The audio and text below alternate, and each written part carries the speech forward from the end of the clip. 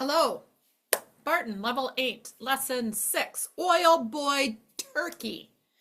Okay, so we're getting into diphthongs. Hard for me to say. What it means though is similar to a digraph. A diphthong is two letters that come together to make an unusual sound.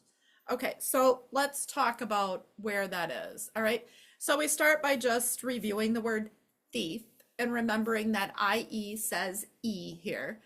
And then right away we get into our next one. Okay, so this is oi, oi.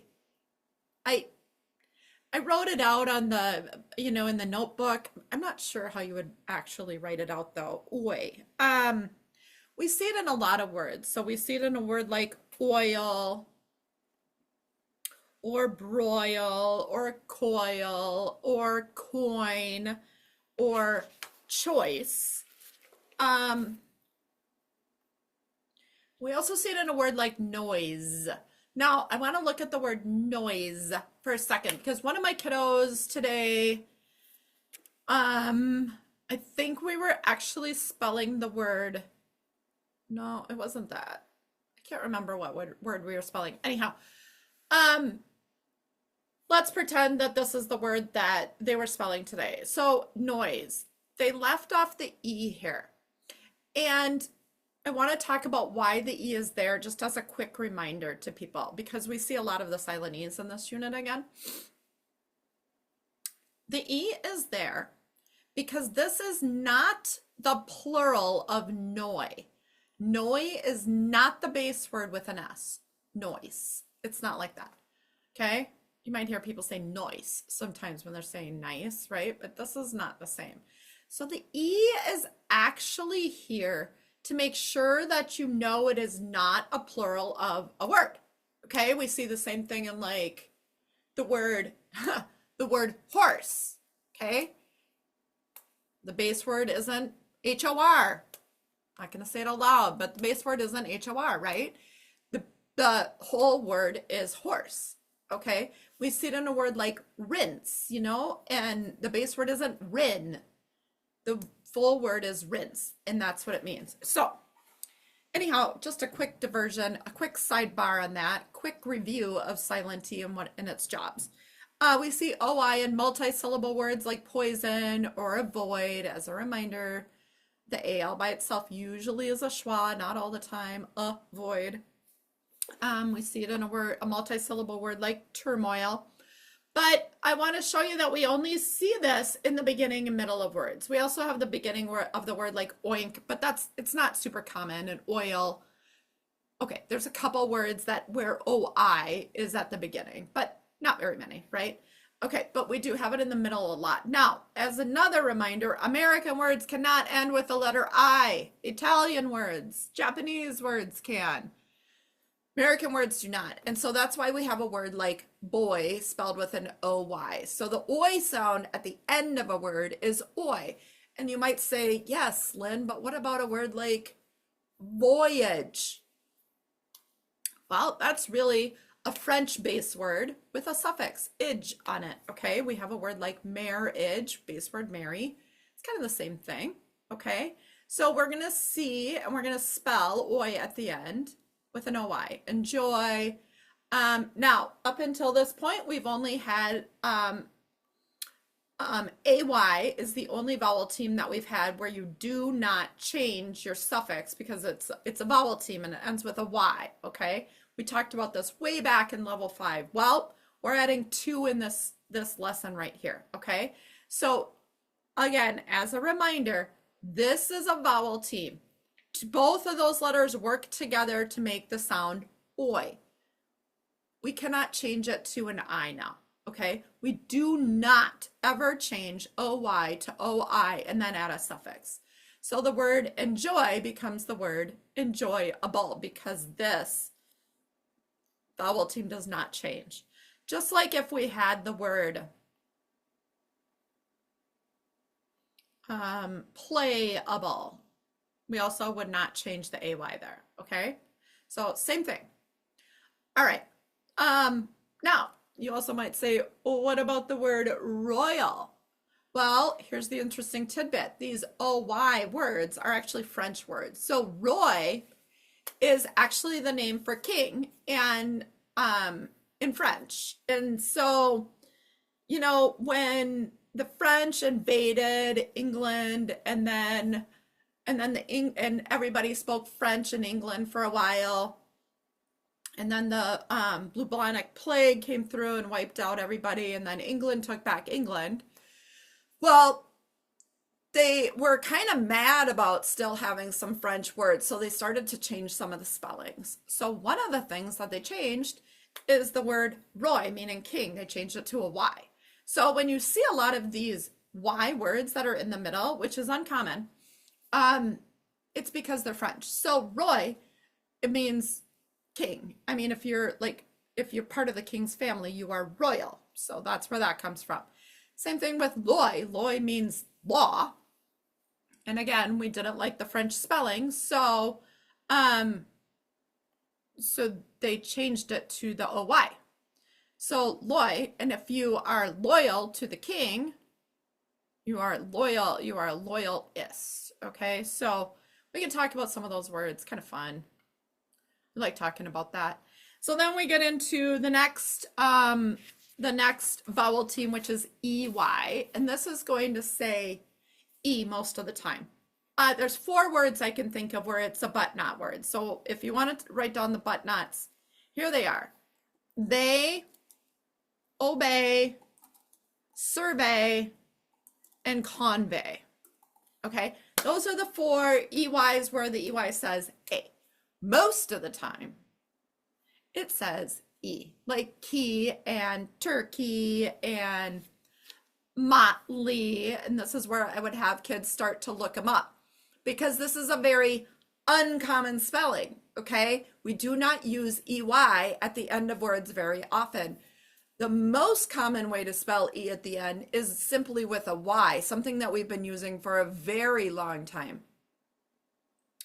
So now we are finally introducing multiple layers of ways to spell things in the same placement. So final, we would call this final sound of the word, right? Motley, the E sound. Well, we have really right now we have 3 ways that we can spell it. Well, actually 4 if you consider the IE. Okay, but you can kind of go through and you can think, you know, very uncommon. This is the one I would always choose. So if I'm going to have a student look it up and work the long way, I'm going to have them look it up like this, okay? Because most of the time, that's going to be the right spelling. But we know it's not always, so they got to look it up. Okay, so we've got motley with the EY. And that's about it. Okay, now I want to go back to the word turkey. If I was going to make it plural, again, I'm not going to change this to the Y to an I. It wouldn't be EIS, okay? We wouldn't do that. Okay, so that's the first part. The second part we learned is new suffixes or prefixes, excuse me, and they all end with O. So we have micro meaning very small, like microchip, microscope, micro injection. Now this word is the word I wanted to keep up there. Micro. If you do microorganism, I do note that you have to pronounce both of these. Okay, so you don't want to make a weird vowel team in the middle. Microorganism. And then macro means very large, like macroscopic or macroeconomics. And then the last one that we learned is co, meaning with. Okay, so like co-host, co-editor, blah, blah, blah. Okay, so where are we going to house this? We're going to house this in the personalized notebook. You know, I don't know how kids want to write this in there. Maybe they want to write this oi. That's how it kind of sounds to me, oi kind of deal. And then EY says E most of the time, but not they, obey, convey, and survey. And then to keep track of the prefixes, we will turn to the prefix page, which is on or about page 81. And we've got micro meaning very small, macro meaning very big, and co meaning with. All right, let's switch gears. Look at the practice work. Add OI or OY to correctly spell the word. And so if you go down, we've got these: noisy, tomboy, oink, toys, ointment. My husband calls this oinkment, just to be silly. Anyhow, I always think that when I see this word. Joystick, deployment, tinfoil, boyfriend, joyfully, broiler, and annoyed. Again, you can see an annoyed, deployment, and joystick. We have, oh, and boyfriend. We have all those OYs, which we do not change the Y to an I. So that's the first one. Let's make some real words by drawing lines from the prefix. So we've got a microorganism. We've got macroeconomics. We've got cooperate. This is one where we kind of slur it together. It is important that you pronounce both of those for spelling's sake. Okay, what's your base word for cooperate? It's actually operate. All right, you'll get kids that will spell better when they think the base word for cooperate is operate. Microchip, macro, I don't know. We got a co-pilot. Oh, we've got microbiology. Coincidental, that's another one where the CO and the IN, kids will say coin right there, coincidental. So then I guess we've got a macrofossil here. Okay, so anyhow, use your strategies, Lynn. All right, now spell circle the correctly spelled word here. Those are all there for you. So moving on to fluency drills, same as usual. Lots of stuff. I would say the only thing, not the only thing, but the thing that most students are going to get hung up on is things when you have this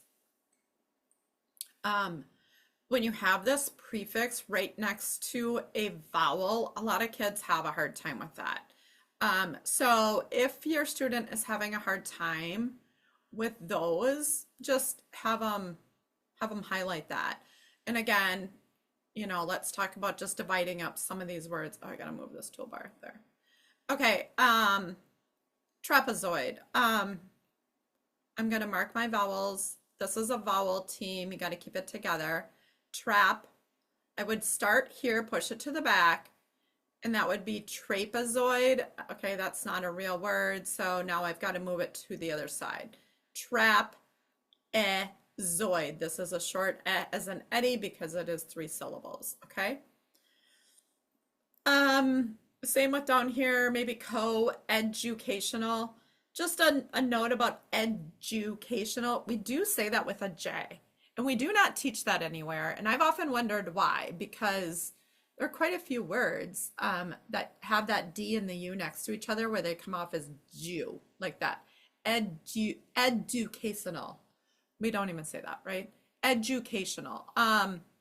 Coincidental. That's another one that's really hard to separate out. Cooperation. That's it. That's it for level 8, lesson 6, oil boy turkey. Prefixes, micro, macro, and co. Remember, read and decode, don't guess. All right, see you next time.